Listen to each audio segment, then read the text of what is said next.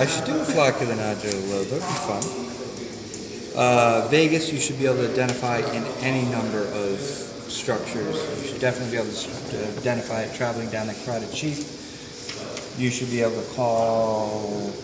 There's no vagus on there. Oh, vagus would be traveling down here between the jugular, between the...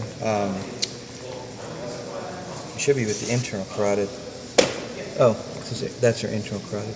So this white line here is vagus coming down right between the carotid and the jugular, and vagus would be probably in a few other places. Certainly on the body, you're going to be able to identify vagus. So you should recognize it. It starts at the jugular foramen, goes down the carotid sheath the whole way until it gets into the thorax.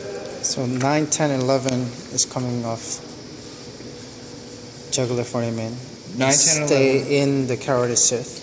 For a little bit. Right. For a very little bit.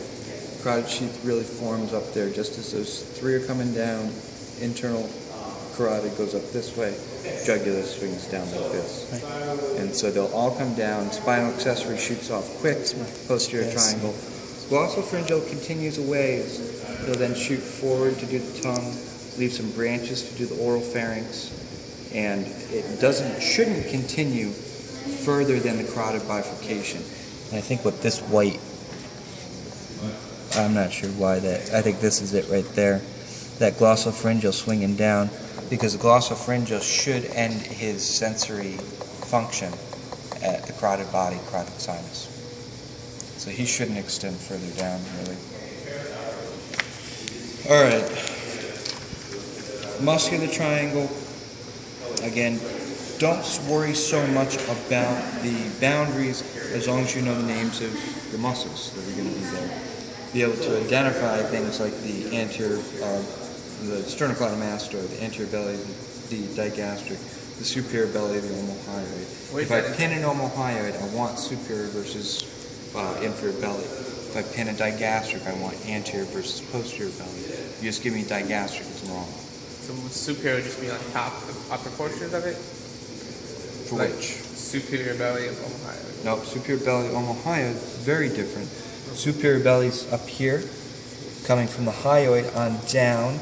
Then you have this common tendon that wraps it around the clavicle. And then where's the posterior belly? Clavicle to scapula. And so you should definitely be able to give me inferior versus superior belly. All right? And so that's the strap muscles here again.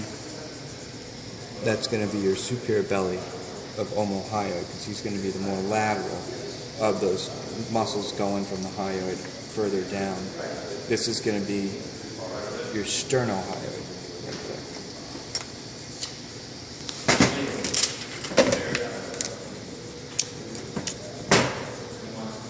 The anterior versus posterior is obviously the anterior side, and the posterior side of it, you want. I don't know what you're talking about. The SCM. Again, these are borders. I don't care anterior versus posterior border, as long as you know what an SCM is. SCM fair game would be sternal head, clavicular head, if it's visible. I don't know which bodies or bodies it might be visible on, but if it is visible, sternal head and clavicular head are fair game. If I pin the SCM up here, though, it's SCM. There is no SCM on this guy, right?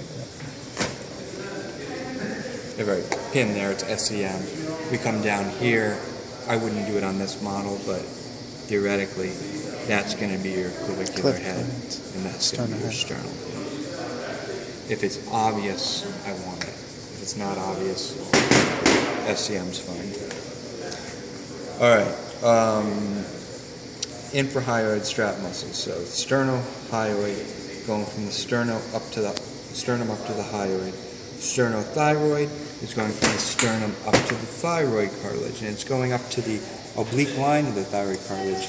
On this model, you can see it nicely going from the sternum up to the thyroid cartilage, because the rest of the muscles, the sternohyoid, are gone. Omohyoid's there, but the sternohyoid's gone.